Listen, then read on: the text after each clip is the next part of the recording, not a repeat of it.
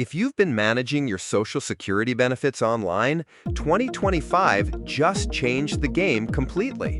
The Social Security Administration has rolled out the strictest identity verification rules we've seen in decades, and millions of Americans are about to discover they can no longer access their accounts from home.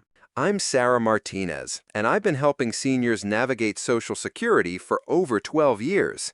In that time, I've seen policy changes come and go, but nothing quite like this. These new rules aren't just bureaucratic red tape. They're going to force real people to take time off work, find transportation, and stand in line at Social Security offices just to prove they are who they say they are.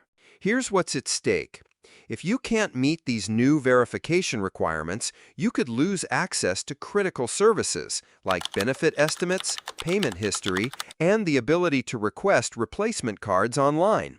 For some of you, this means your first trip to a Social Security office in years. For others, it might mean discovering that the online services you've relied on are suddenly off limits. Stay with me through this entire video because I'm going to break down exactly who's affected, what the new requirements are, and most importantly, what you need to do right now to avoid getting locked out of your own benefits. Hello everyone, and welcome back to the channel. Before we dive into these new SSA rules, I want to hear from you. Drop a comment below and let me know what city and state you're watching from. It helps me understand where my viewers are located and what local Social Security offices you might be dealing with. I know times are tough for seniors right now. Between rising healthcare costs, inflation hitting groceries and utilities, and now having to navigate constantly changing government requirements, it feels like the system is working against you instead of for you. That's exactly why I make these videos, to cut through the bureaucracy and give you the straight facts you need. Today, we're going to cover 3 critical areas that will determine whether these new rules help you or hurt you. First, I'll explain the new identity verification timeline and when these changes kick in for different groups.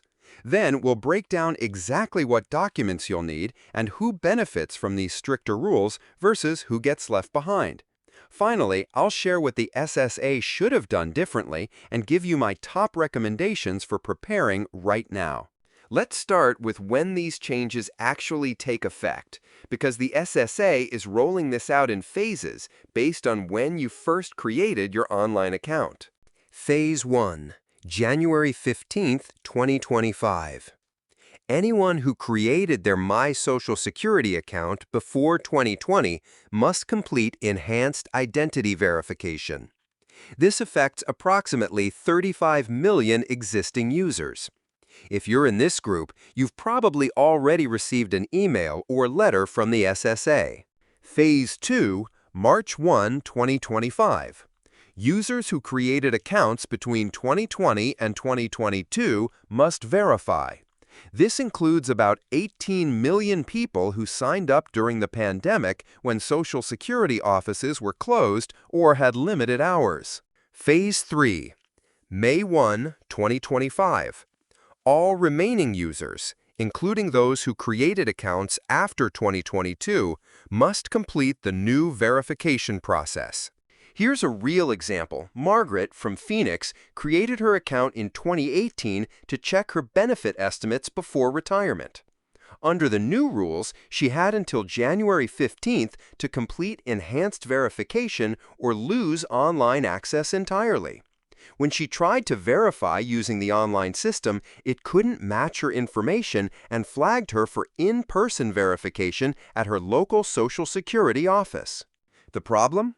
Margaret is 73, doesn't drive anymore, and her nearest Social Security office is 45 minutes away by bus. She now has to coordinate with her daughter to take time off work just so Margaret can prove she's Margaret. New account creation.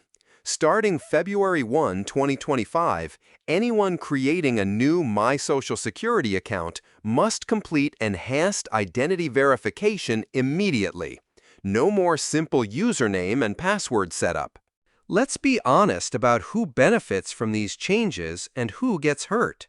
Younger, tech-savvy users with recent credit history, If you're under 50, have active credit monitoring, and a smartphone with good camera capabilities, the new system actually works pretty well.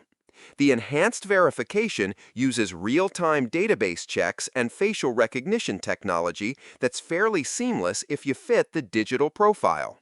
High-income earners with extensive financial records, people with mortgages, credit cards, and active banking relationships sail through the automated verification.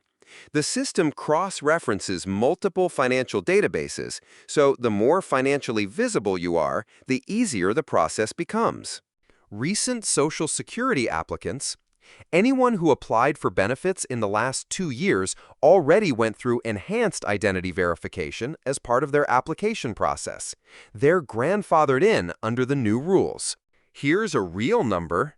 According to SSA data, 78% of users under age 45 complete the new verification process successfully online within 10 minutes. That's the success story the SSA wants to highlight. Seniors with limited credit history.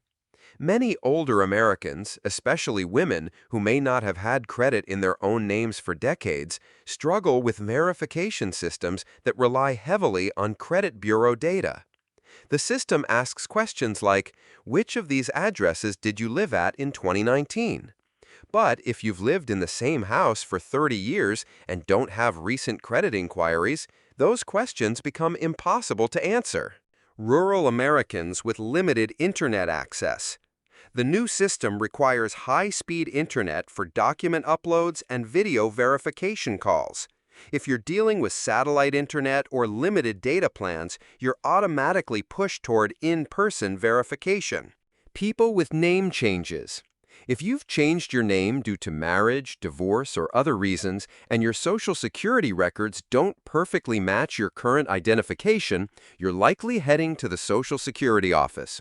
The automated system has zero tolerance for discrepancies. Anyone without a smartphone. The new verification heavily favors mobile device users. While you can complete it on a computer, many of the security features work better on phones with built-in cameras and biometric capabilities. Real numbers.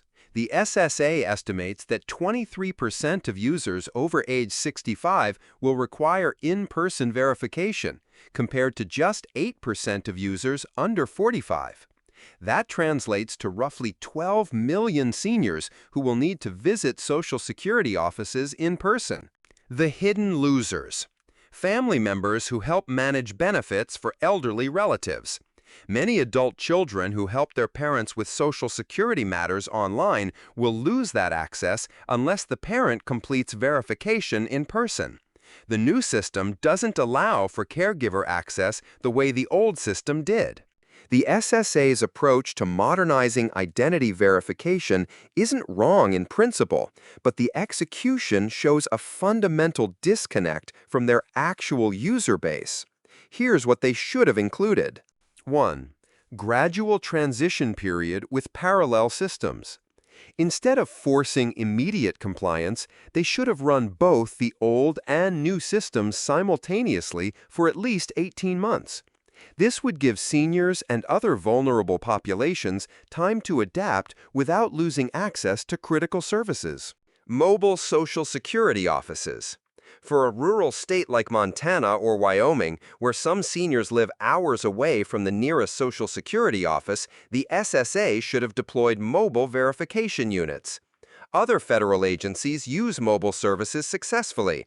There's no reason Social Security couldn't do the same. 3. Simplified verification for long-term beneficiaries.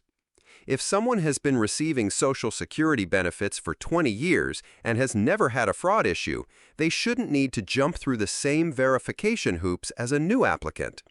The SSA has decades of payment history and interaction records that should count for something. 4. Better caregiver provisions. Many seniors rely on adult children or other family members to help manage their benefits online. The new system should have included clear, secure methods for designated caregivers to maintain access after completing their own verification process. 5. Alternative verification methods. Not everyone fits into the credit bureau and smartphone model. The SSA should have developed alternative verification paths using utility bills, bank statements, or other documents that better reflect how seniors actually manage their financial lives. 6. Comprehensive digital literacy support. Rolling out a major technology change without investing in user education and support is setting people up to fail. The SSA should have partnered with senior centers, libraries, and community organizations to provide hands-on help with the new verification process. Let me wrap this up with the key points you need to remember. The SSA's new identity verification rules are rolling out in phases through May 2025, and if you created your online account before 2020, you're in the first wave that needed to comply by January 15th. The system heavily favors younger users with strong credit histories and smartphone access, while pushing many seniors toward in-person verification at Social Security offices. If you haven't received notification about verification yet, don't wait. Log into your My Social Security account now and check your message center.